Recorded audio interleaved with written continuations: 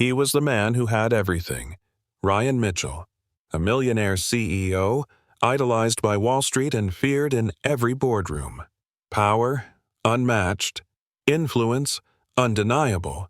Emotion, buried. But one night, stepping out of a luxury restaurant in Manhattan, his entire world shifts. Because there, on the freezing sidewalk, sits a woman he once knew better than anyone. His ex-wife, Eliza, older, worn down, and beside her, two little girls with his exact eyes. And just like that, Ryan is no longer the man who has everything. He's the man who may have missed everything that ever mattered. Why is she on the street? Are those girls really his? And if they are, what kind of man lets his family fall apart without even knowing? As Ryan unravels the past and fights to build a future, he must decide whether he's ready to stop being just a CEO and finally become a father. Because money can buy silence. But it can't erase regret.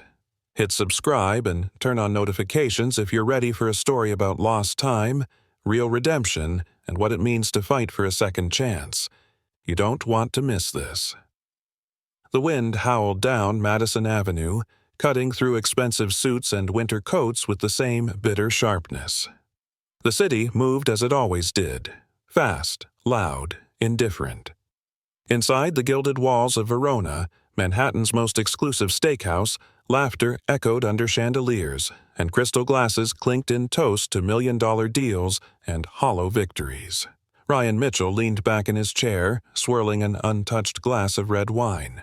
Around him, the table buzzed with self-congratulations. The quarterly reports had shattered projections, and the acquisition of Zephyr Tech was all but sealed. Another win, another headline, another shallow cheer. "You're unusually quiet tonight," David Lang, his longtime business partner, observed, raising an eyebrow. Ryan forced a smile. "Just tired. Too many flights. Too much champagne." David chuckled, not pressing further. He never did. In Ryan's world, privacy wasn't respected. It was expected. Excusing himself with a polite nod, Ryan stepped outside. The cold air hit him like a slap, jolting his senses. He liked it. It made him feel awake in a life that had started to feel more curated than lived. He adjusted the cuffs of his tailored coat, preparing to hail his driver, when something, or rather someone, caught his eye. Across the street, huddled against the marble steps of a closed storefront, sat a woman. Her hair was matted beneath a knit cap, her coat frayed at the edges. She cradled two little girls, twins, maybe 5 years old, both clutching paper cups and shivering despite being wrapped in scarves far too thin for the biting cold. He would have looked away, he normally did, until the older girl looked up. And the world shifted.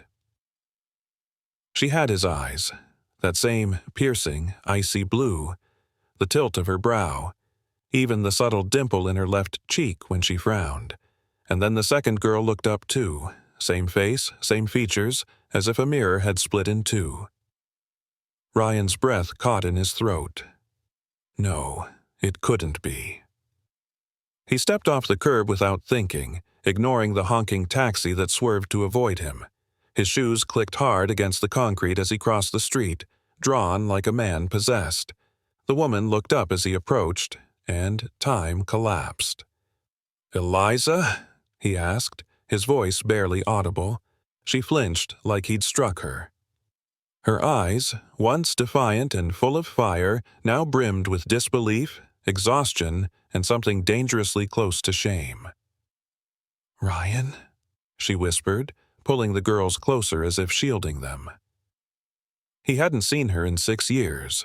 Not since she'd stormed out of his penthouse in tears, swearing she'd never come back. And he'd let her go. He never imagined seeing her again, certainly not like this. "What the hell? What happened?" he asked hoarsely, eyes darting between the twins and her face. "Why are you... Are these..."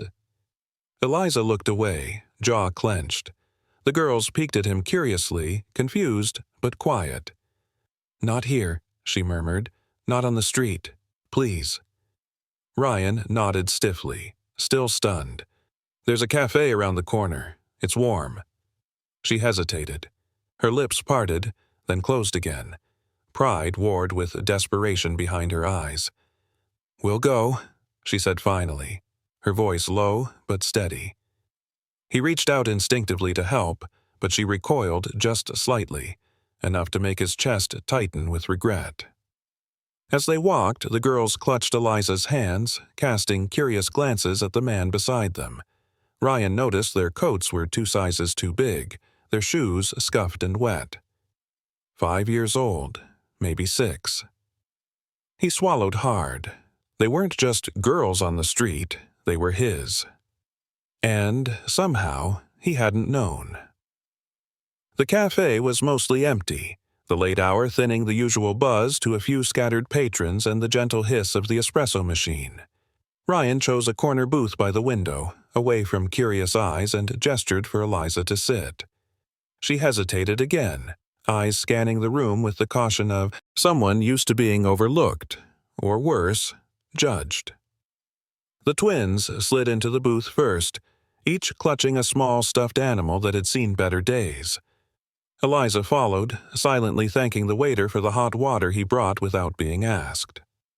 Ryan sat across from them, still reeling. He couldn't stop staring. Every little detail, Hannah's fidgeting fingers, Grace's cautious glance before taking a sip, felt like a punch to the chest. These weren't just strangers with his eyes. They were his daughters. I didn't know, he said finally, breaking the silence that had grown too heavy. His voice cracked. Eliza, I didn't know. She didn't look at him at first. She just pulled the girls' coats off carefully, her movements mechanical, practiced. Only after tucking the scarves neatly on the bench beside her did she meet his eyes. You didn't want to know, she replied softly, but not unkindly. Ryan shook his head slowly. That's not true. Eliza leaned forward, her voice just above a whisper. I called your office. Your assistant said you were out. Every time. I emailed. I sent a letter. A certified letter, Ryan. I begged for 5 minutes of your time, and I got silence. I never saw any of that, he said, stunned. I swear, Eliza, I had no idea. A bitter smile tugged at the corner of her mouth. Well, now you do. Ryan clenched his jaw, fury simmering beneath the surface. Not at her, but at the realization. How many messages had been buried? How many moments had he missed because someone decided she didn't matter? You should have tried again, he said, softer this time. You should have, I don't know, come to me directly. I was pregnant, broke, alone. I barely had the strength to survive, let alone barge into your boardroom begging to be believed, Eliza said, her voice tight with restrained hurt. You'd made it clear back then. I was the past, and you were done. Ryan flinched. She wasn't wrong. He remembered how cold he'd been, how quick he was to shut the door on anything that didn't fit the image of his carefully curated life. Their last argument still echoed in his memory. Harsh words, slammed doors, silence. I didn't think it would matter, she added quietly. I figured you'd send a check maybe, but not your heart. He looked at the twins again, who were now quietly drawing on the napkins with crayons a waitress had dropped off. One of them glanced up. Hannah, he thought, and smiled. The innocence nearly undid him. I don't want to be a check, he said finally. I want to be their father. Eliza's eyes filled, but she blinked the tears away before they could fall. Fatherhood isn't just a title, Ryan. It's showing up. It's staying. Even when it's inconvenient. Even when they scream at you or spill juice on your expensive suits. It's not about doing the right thing once. It's doing it every day. He nodded slowly, emotion tightening his throat. I want to try, he said, voice low, even if I'm late. Eliza studied him for a long, tense moment, as if deciding whether to believe in him again or protect herself from the fallout of false hope. You don't get to disappear again, she said finally. Not from them. Not from me. I won't, he promised, and this time he meant it. The next morning, Ryan stood in front of the mirror in his penthouse, fixing a tie he wasn't sure he even needed today. His reflection stared back, a man still impeccably dressed, still wealthy, still powerful, but different now. That look in his eyes wasn't ambition anymore. It was grief and hope, warring quietly inside him. He slipped off the tie. Moments later, he was downstairs, walking toward a modest cafe on the west side, the one Eliza had chosen. He passed sleek storefronts, shiny Teslas, and people who didn't know or care that last night had cracked something wide open inside him. When he arrived, Eliza was already seated by the window with Hannah and Grace. The twins were giggling over a coloring book, completely in their own world. For a moment, Ryan didn't interrupt. He just watched. He could see it now, all of it. The birthdays he'd missed, the scraped knees he wasn't there to kiss, the first words, the first steps. He sat down slowly. "Hi."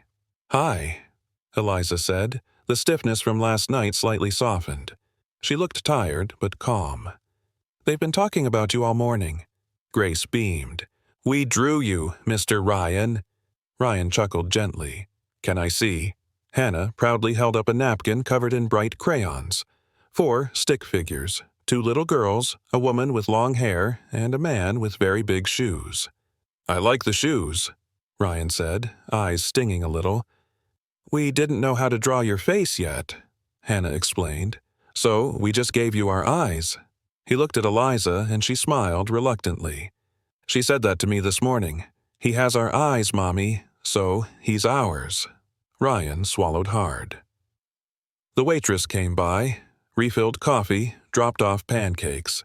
The girls dug in, oblivious to the grown-up tension quietly brewing. "I'm glad you came," Eliza said softly, folding her hands. "I didn't think you would." "I told you," Ryan replied. "I'm not walking away." Eliza looked down at her coffee. "I've been raising them on scraps, Ryan. Selling handmade candles at flea markets, cleaning offices at night. They don't know what it means to have choices. I didn't either, for a long time." Ryan felt guilt coil tightly in his chest. "I want to help." "I believe you want to," she said. "But I need you to know what help really means. It's not just money. It's bedtime stories. It's remembering who likes apple slices peeled and who doesn't. It's knowing how to braid their hair and which songs put them to sleep." He nodded slowly, humbled. "Then teach me." She looked up sharply, surprised. "What?" "Teach me," he repeated, voice steady but tender. "Show me what I missed. I can't fix the past, Eliza, but if you give me a chance, I'll be here for everything ahead." Eliza blinked, her face caught somewhere between skepticism and disbelief. "I don't want to take them from you. I just want to know them, to earn whatever place I can in their lives." She studied him for a moment, then sighed, her voice quiet.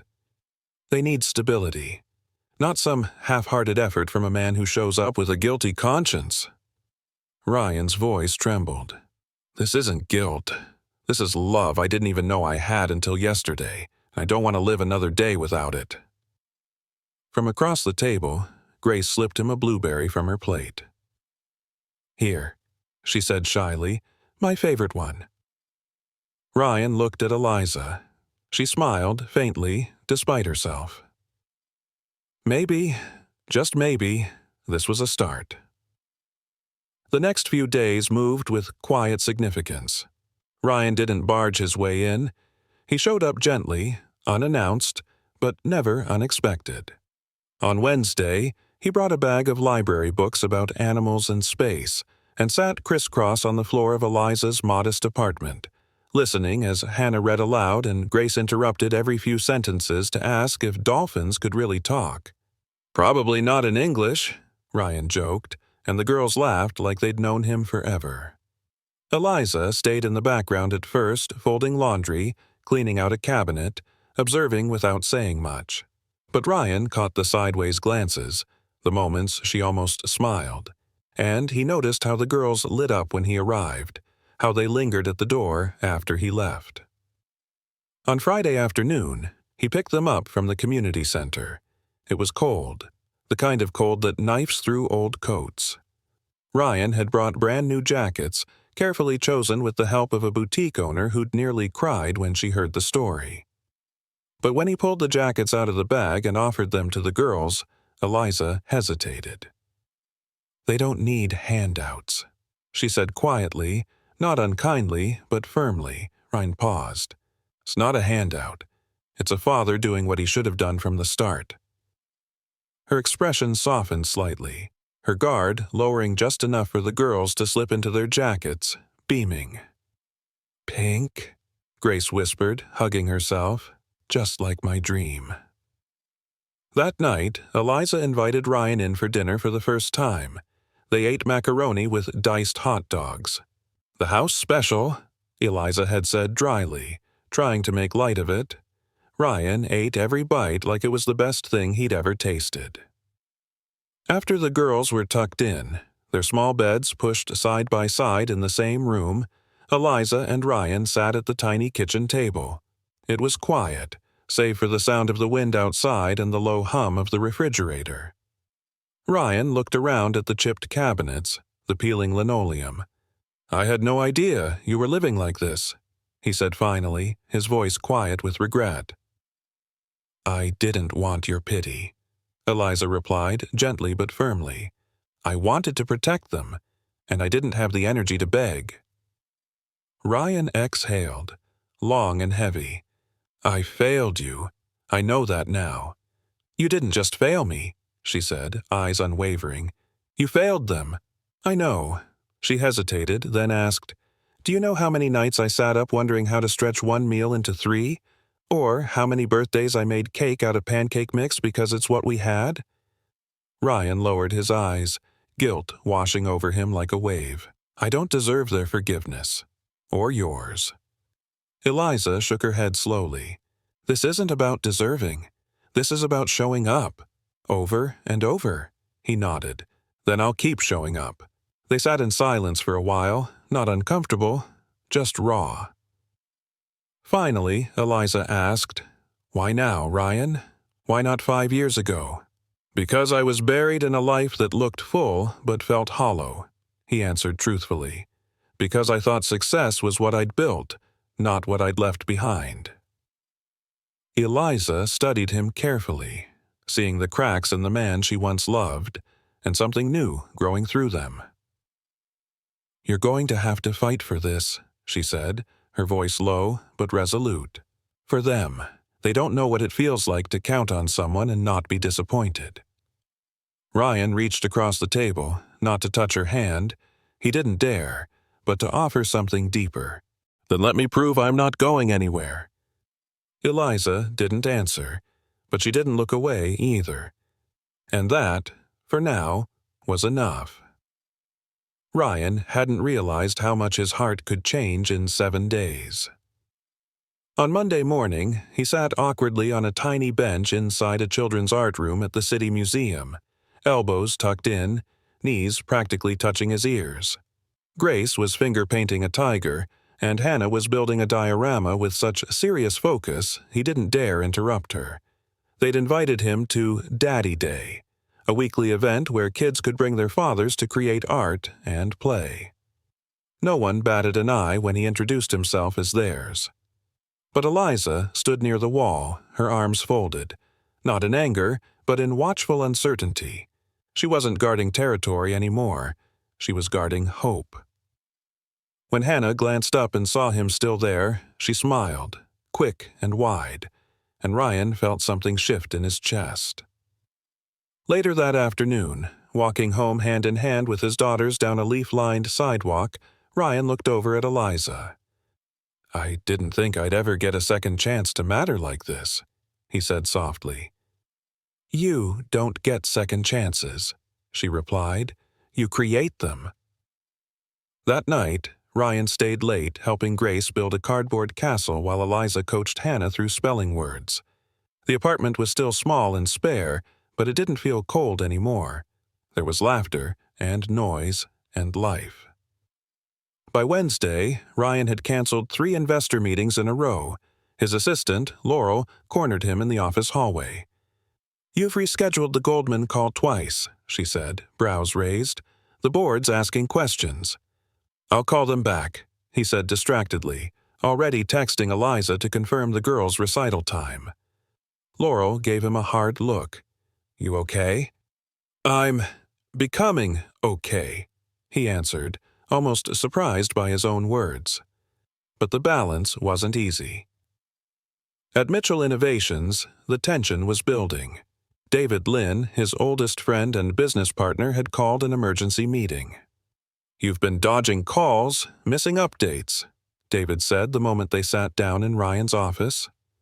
Ryan leaned back in his chair, folding his hands. "I've been with my daughters." David blinked. "You mean the ones you just met?" Ryan's jaw tightened.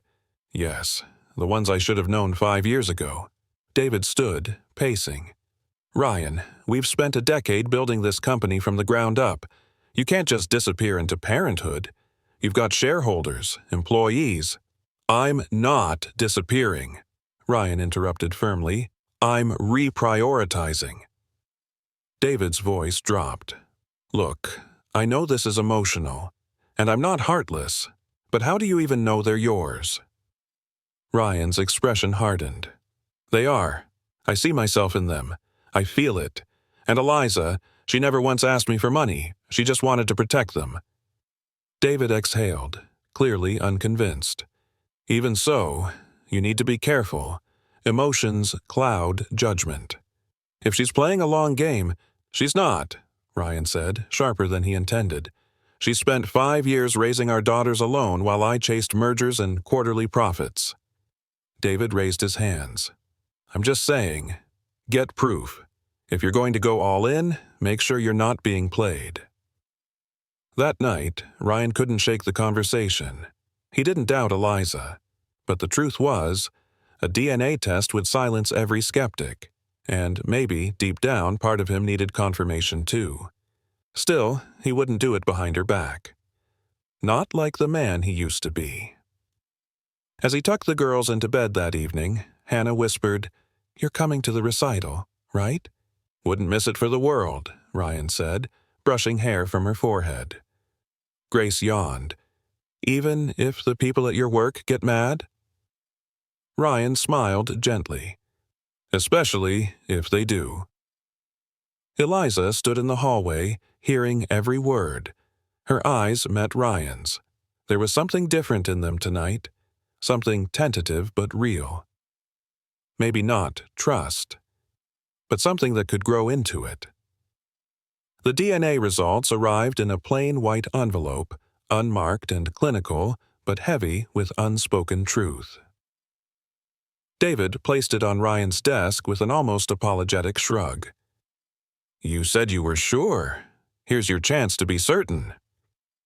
Ryan stared at it, unmoving. "I didn't ask for this," he said finally, his voice low but steady.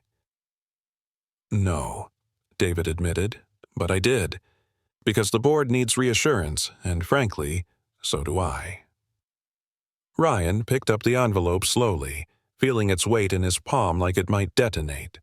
He slid a finger beneath the flap, tore it open, and pulled out the single sheet of paper. His eyes skimmed the text until they landed on the sentence that anchored his world. Probability of paternity, 99.9999999%. A breath escaped him, half relief, half grief. He'd missed so much, the birthdays, the scraped knees, the lullabies and morning routines, 5 whole years of firsts that belonged to someone else. "I was wrong," David said, his voice less combative now. "They are yours, but that just makes this more complicated, because now you really have something to lose." Ryan looked up. "I already lost it once. I'm not doing that again." "You're walking a tightrope, Ryan. One wrong step, and this woman could cost you everything you've built." Ryan stood abruptly, the paper trembling slightly in his hand. "She's not trying to cost me anything. She's the one who lost everything." David pressed his lips together, clearly biting back another warning. "Just don't let guilt make your decisions." Ryan didn't respond. He turned away, shoulders rigid, jaw clenched. That evening, Eliza stood at the sink washing dishes, the girls giggling behind her in a blanket fort built between the couch and the coffee table. The apartment felt full, almost warm, like something unspoken had shifted. Ryan entered quietly, envelope in hand, unsure how to begin. "Eliza," he said softly. She turned, wiping her hands on a towel. "What's wrong?" He held the envelope up. "David ordered a DNA test, without my consent." Her face fell, wounded but unsurprised. "Of course he did." "I didn't ask for it," he said quickly, "but I opened it, because I needed to see it." Eliza looked away, jaw tightening. "You don't believe me." "I do," he said. "I believed you the second I saw their eyes, but this made it real in a way I didn't know I needed." She crossed her arms, voice trembling. "You think a piece of paper validates me as a mother, validates what I've sacrificed?" "No," he said, stepping closer. "It validates me as a father, and it shows me how much I missed, how much you carried, alone." Her expression softened barely. "So, what now?" Ryan looked toward the living room where the girls were drawing stars on the inside of their fort. "I've spent my whole life building something I thought mattered," he said quietly. "But what matters is right here, with them, with you." Eliza studied him, still cautious. "And what happens when your board threatens to walk? When David tells you to choose?" Ryan met her gaze. "Then I choose them. I choose this?" A long silence stretched between them. Finally, Eliza spoke, barely above a whisper. "Just don't break their hearts. I can survive anything, but they're still soft." "I won't," Ryan promised. "Not again. Not ever." From the other room, Grace's voice rang out. "Mom! Dad! Come see our galaxy!" Eliza looked startled at the word. Ryan looked down, fighting a wave of emotion. Neither of them corrected her. The email landed in Ryan's inbox at 7:12 a.m. Sharp. Subject: Urgent.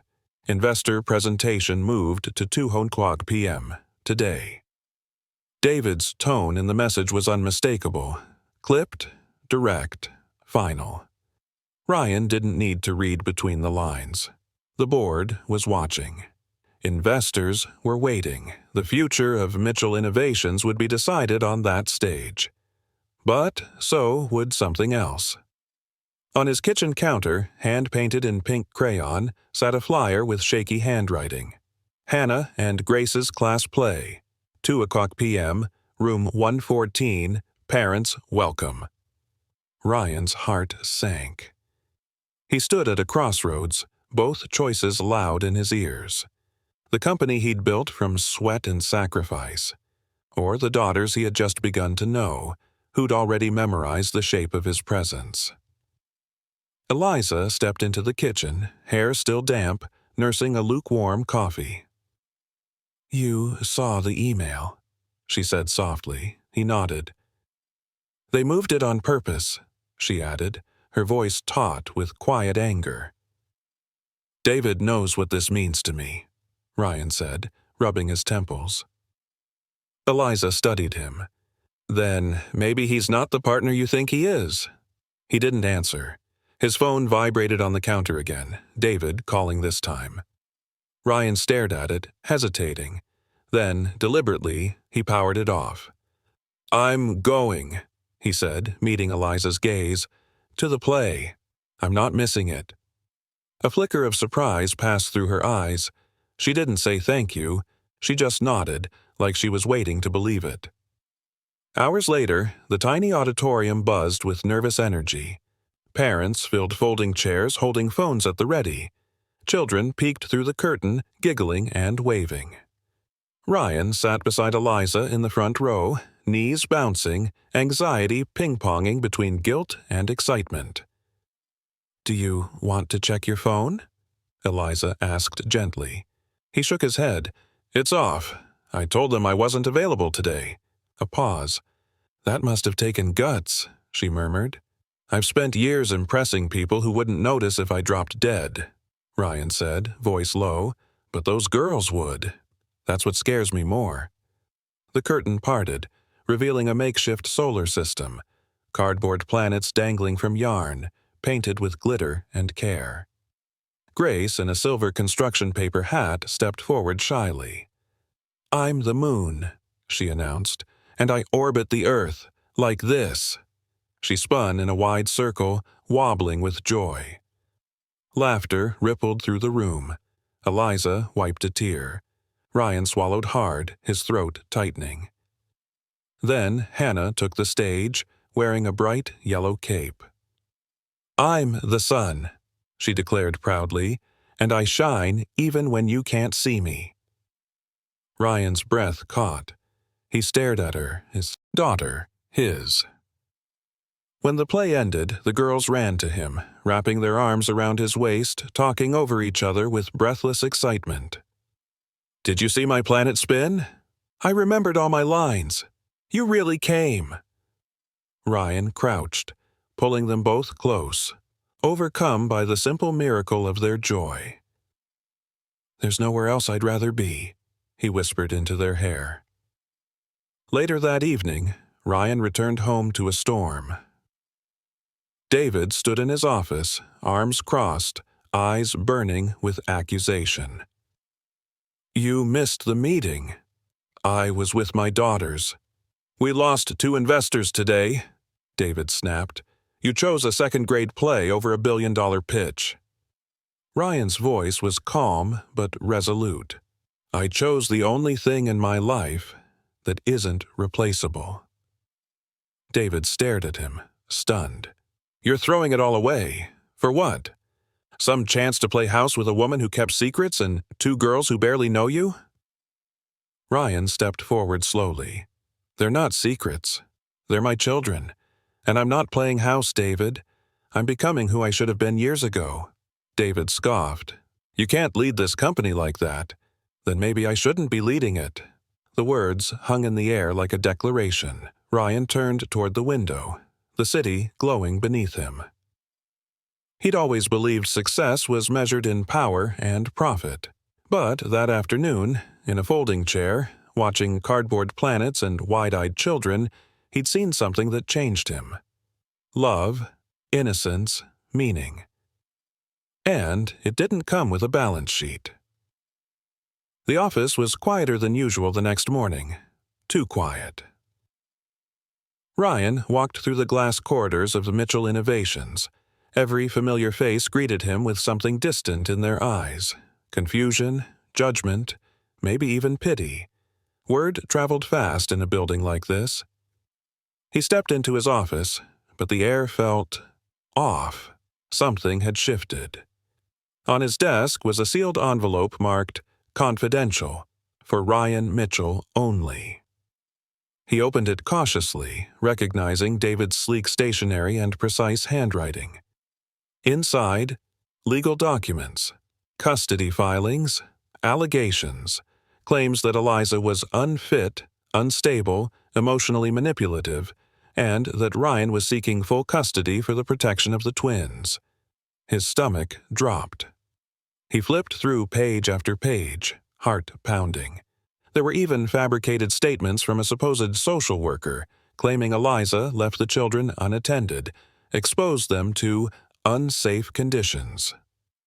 A signature. His, forged.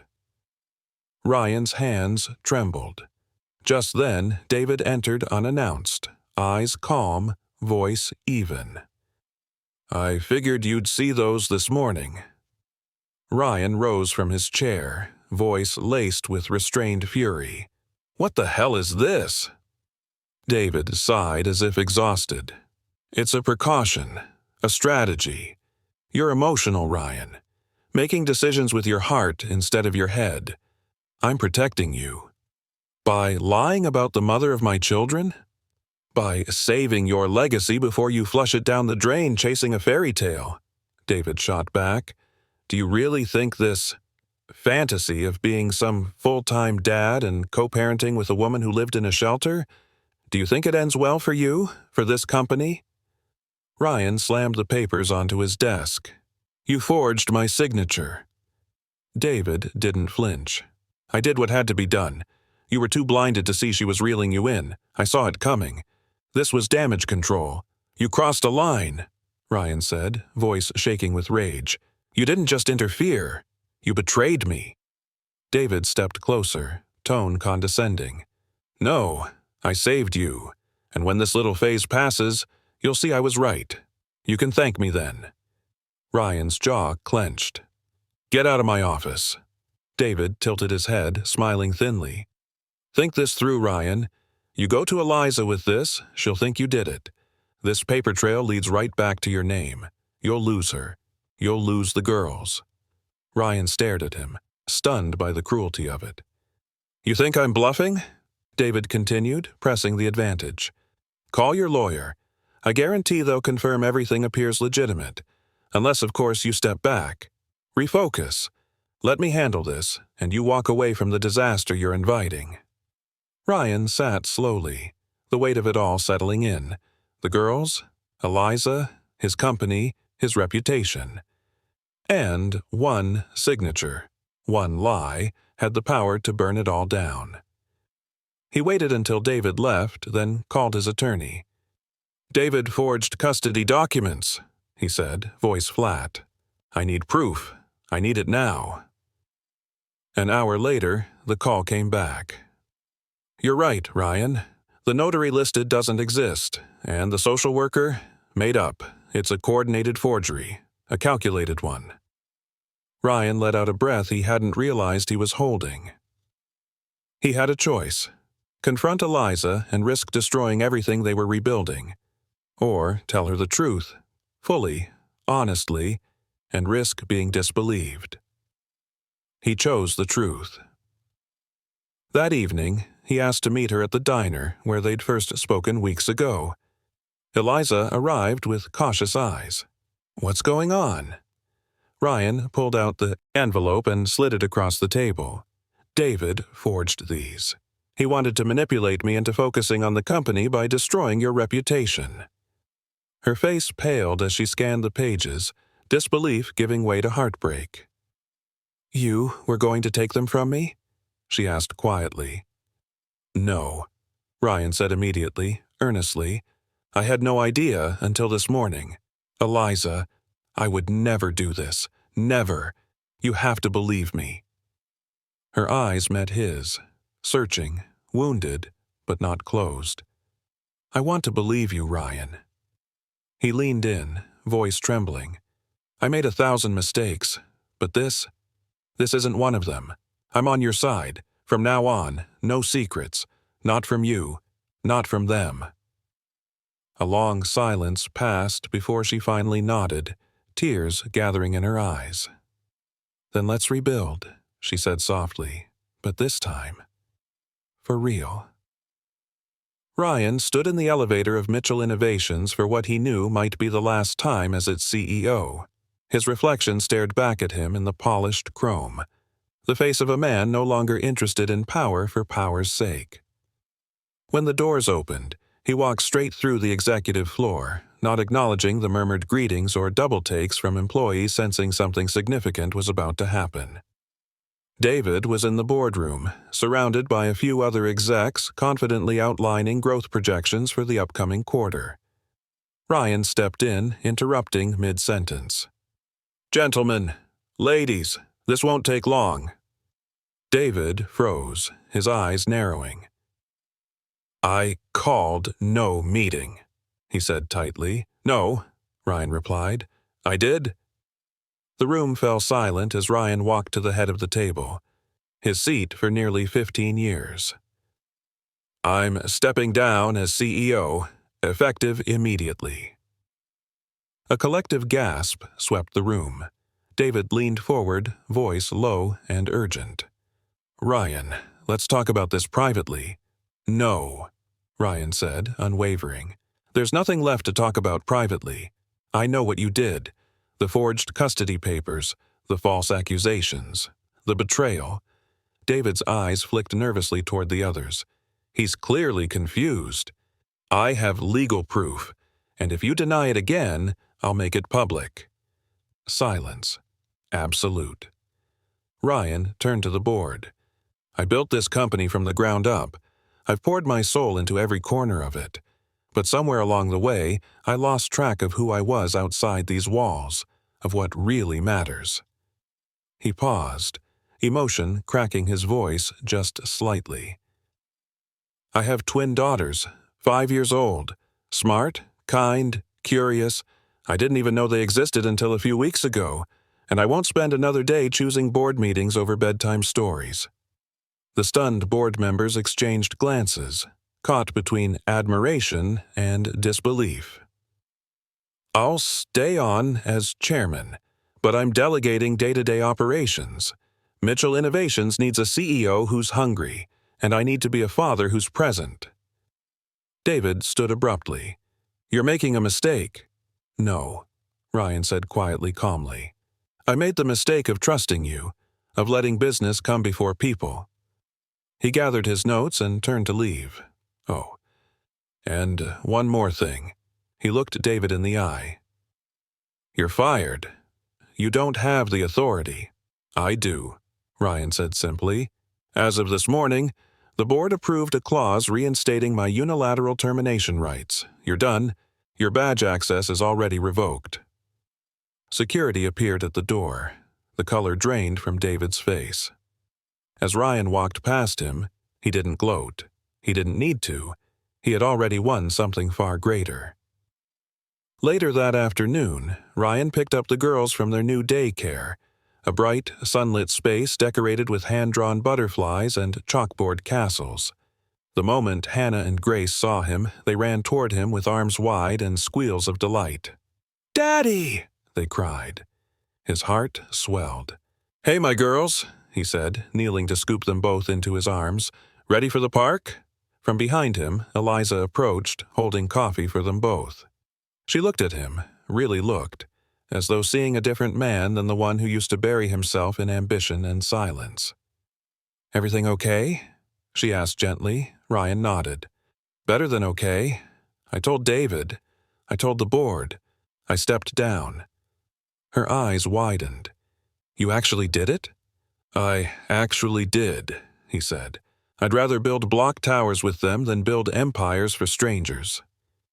She smiled slowly, a warmth returning to her that he hadn't seen in years. "You mean it?" "I've never meant anything more." As the girls tugged at their hands and led them toward the playground, Eliza slipped her fingers into his, tentative, but not pulling away.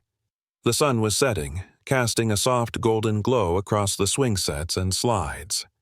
And, for the first time in years, Ryan Mitchell felt light. 6 months later, the rhythms of Ryan's life looked nothing like they used to. Gone were the red-eye flights, the back-to-back investor calls, the late-night strategy sessions. In their place were simpler, quieter moments, peanut butter sticky hands, sidewalk chalk portraits, and bedtime books, read slowly under warm blankets. Co-parenting had become more than a logistical effort. It had become a shared commitment, deeply rooted in respect, humility, and yes, in something like love. On a rainy Thursday evening, Ryan stood in Eliza's small but sunlit kitchen, helping Grace sort buttons by color while Hannah practiced her letters at the table. The girls giggled as they argued over which shape looked more like a heart. Eliza stepped into the room, brushing damp curls from her forehead. Her floral design business was growing steadily. Orders had been streaming in from local restaurants, weddings, even corporate clients who'd once ignored her name. Now, they asked for it by word of mouth. She credited none of it to pity. She'd earned every bouquet. "You're early," she said softly, surprised to see Ryan already helping with dinner. He glanced up, giving her a small smile. "I missed them today. Had a short meeting with the foundation team and told them I had a more important appointment." She tilted her head, smiling despite herself. "You really meant it, about prioritizing them." "I meant all of it," he said quietly, handing Grace a red button she'd missed. "I mean all of it every day." There was no need to say more. The truth was visible, in how he showed up for every recital, every dentist appointment, every scraped knee, in how he knew which twin needed the light on at night, and which one needed the extra hug before letting go. Later that night, after the girls had fallen asleep in their bunk beds, Grace with her leg draped over Hannah's as always, Ryan and Eliza sat on the porch wrapped in blankets and silence. The air smelled of wet pavement and spring. "I've been thinking about moving closer," he said hesitantly, "not just to make things easier. I want to be part of their everyday life." Eliza looked at him, uncertain. "You already are," she replied carefully. "You see them almost every day. You've helped me breathe again, Ryan. But we've built this slowly. That's what made it real." He nodded, absorbing her words. "I just want you to know, I'm not going anywhere. Not again." Her eyes softened. That's what matters. They fell quiet again, the hum of city life in the distance. Eliza rested her head gently on his shoulder. Not out of romance, not yet, but out of shared exhaustion, mutual peace. A small sign of trust, slowly returning. Down the hall, Hannah stirred in her sleep and called softly, "Daddy?" Ryan was up in seconds. "Coming, baby," he said, his voice low and full of warmth. Eliza watched him disappear down the hallway and realized something had shifted. Not just in him, but in her. The bitterness had ebbed. What was left was a man.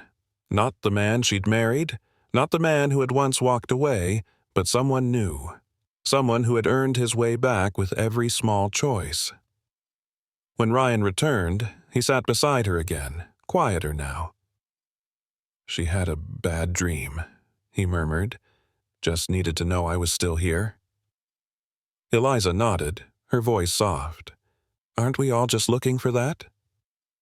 He didn't reply, just took her hand gently, like someone who had learned the cost of absence and the quiet power of being present. And as the city lights twinkled beyond them, Ryan Mitchell didn't think about stocks or mergers or legacy. He thought about the two girls sleeping soundly in the next room. And he thought about what it meant to show up, really show up, for the people who needed him most. The following months brought with them more than just routines and reconciliation. They brought vision. Ryan stood at the front of the old conference room on the 17th floor of Mitchell Innovations, but not in a tailored suit. Not anymore.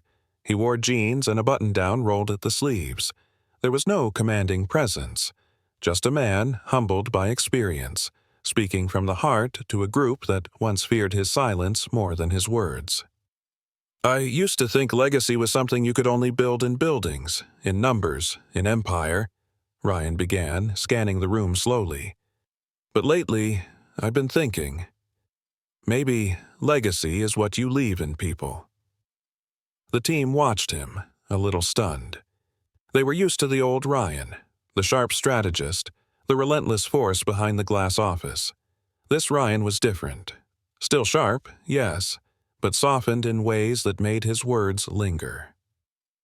Across the table, Emily, the VP of Human Capital, blinked back unexpected tears. She, too, had once missed her daughter's dance recital because of Ryan's impromptu boardroom summons. "We're restructuring," Ryan continued. "Not just the company, the culture." He clicked the remote. Behind him, the screen flashed with the logo of a new initiative, the Grace and Hannah Project, a foundation dedicated to providing flexible work opportunities for single parents and caregivers. I want this place to be somewhere people can succeed without sacrificing what matters most. No more celebrating burnout. No more trading birthdays for boardrooms. The applause that followed was quiet at first, then grew, tentative but real.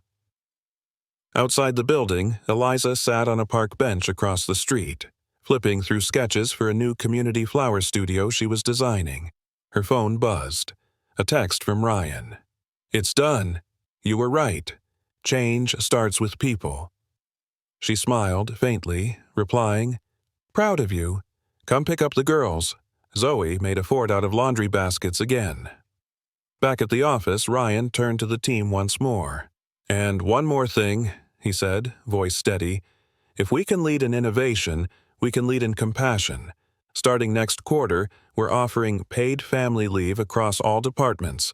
No approval barriers, no judgment, just support." After the meeting, David, the same business partner who once tried to sabotage Ryan's reunion with his daughters, waited outside the elevator, awkward but earnest. "I heard about the foundation," David said quietly. "And what you said in there, I just wanted to say I was wrong. About Eliza, about all of it." Ryan studied him for a moment. "We were both wrong, in different ways," he replied. "What matters is what we do now." David nodded, sincerity softening the lines of his face. "If there's a place for me in that project, I'd like to help." Ryan paused, then extended a hand. "There's always a place for someone willing to do the work." That evening, as the sun dipped behind the skyline, Ryan returned to the little apartment that now felt more like home than any penthouse ever had. He found Hannah and Grace on the floor, surrounded by paper crowns and colored pencils. "Daddy, look!" Hannah beamed, holding up a drawing of their family. Her, Grace, Mom, and Dad standing beside them. Ryan crouched down slowly, touched. "That's a masterpiece."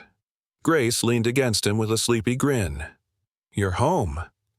Ryan kissed the top of her head. "Always."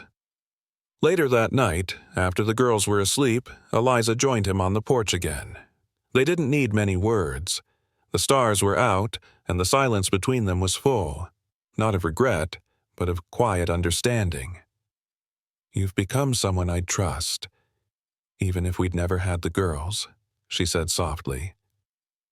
Ryan looked at her, heart full. "I became someone because we did." And just like that, a decade of damage was finally giving way, not to perfection, but to possibility. The day dawned quietly, sunlight filtering through gauzy curtains, casting soft golden lines across the hardwood floor of Ryan's new home, a modest townhouse just 10 minutes from Eliza and the girls. It was Hannah and Grace's 6th birthday. 6 years of life they'd celebrated without a father, until now. Eliza moved through her kitchen with steady, purposeful movements, placing cupcakes into boxes, arranging paper crowns, triple-checking the balloons. Everything had to feel special. Not extravagant, just meaningful. That's what the girls deserved. And this time, Ryan had helped plan every detail. She glanced at the photo taped to the fridge. The 4 of them at the park last weekend, hair wild in the wind, all laughing at something Grace had shouted.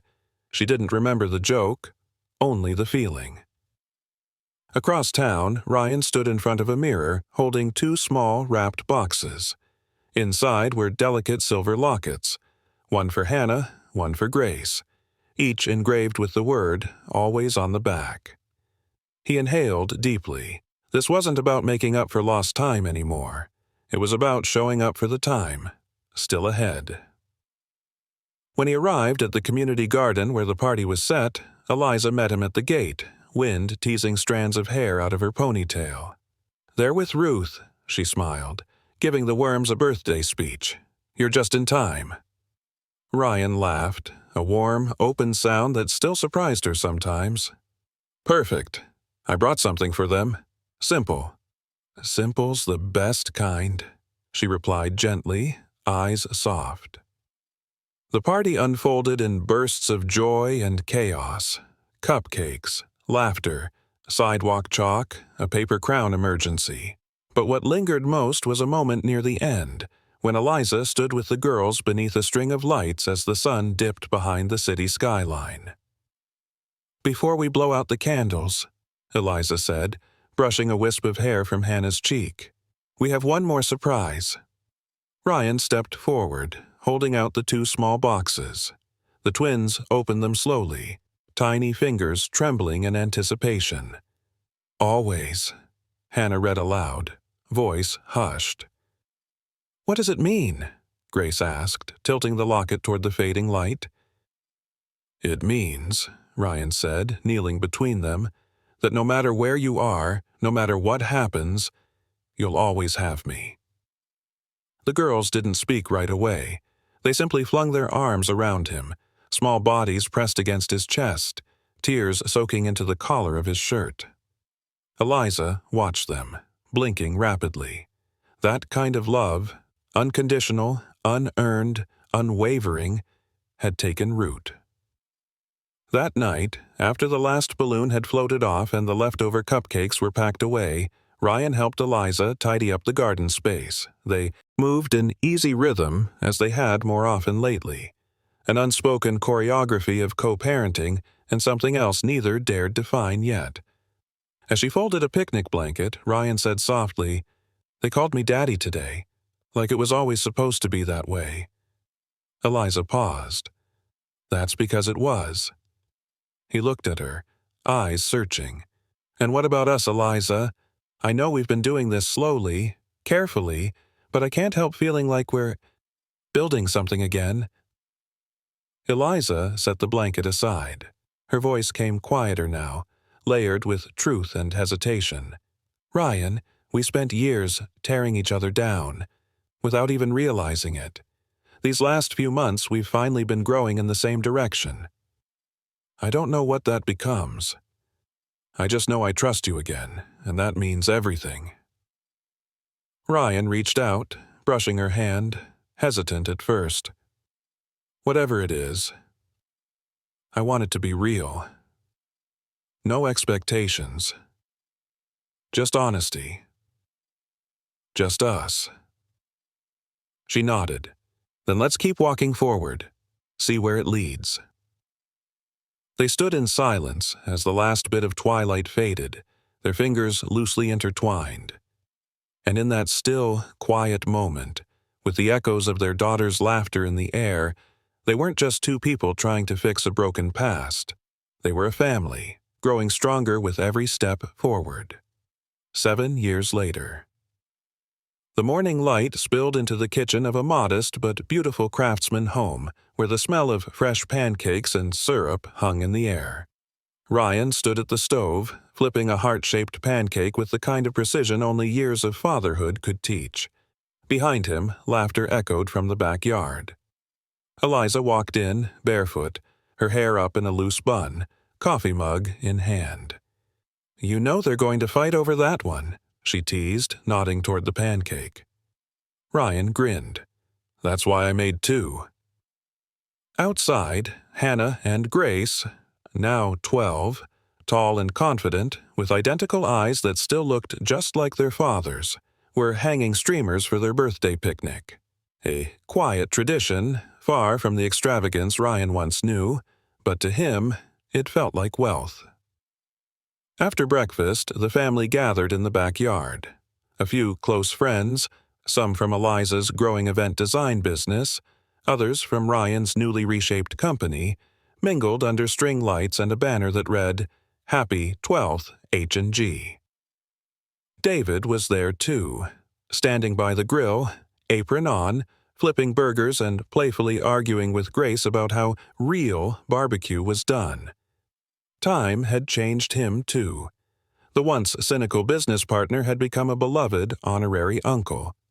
Ryan had forgiven him, slowly but meaningfully, and the company had transformed alongside them both. Mitchell & Company had been rebranded with a new mission: family-first leadership, remote flexibility, and a fund dedicated to supporting working single parents.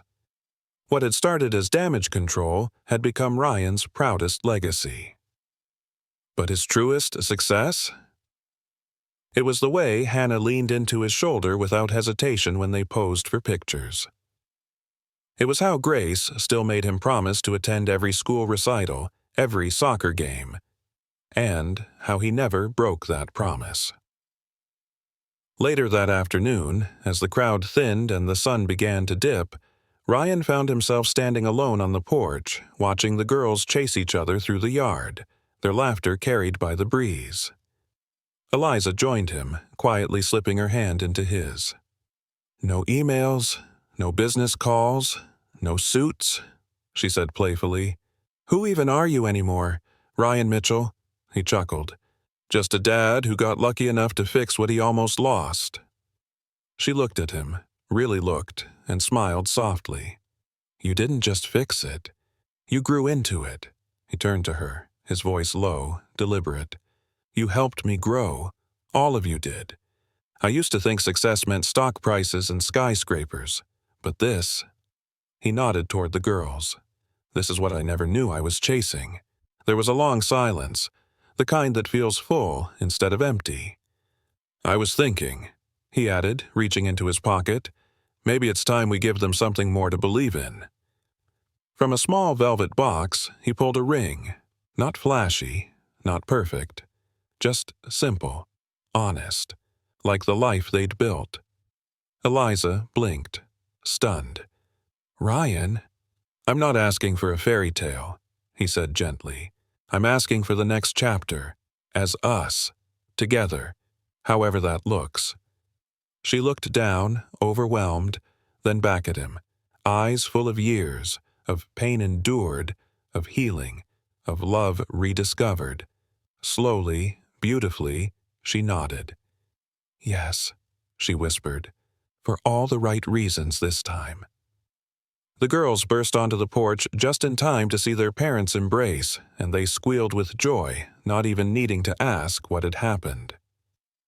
Later that night, after the house had quieted and the stars blinked high above, Ryan stepped into his study. A simple room with no awards, no headlines, just drawings taped to the wall, family photos, and a single framed quote. "Success is not what you have, but who you come home to." He stood there, quiet, content, and more whole than he'd ever believed possible. Because in the end, he hadn't just found his daughters. He'd found himself.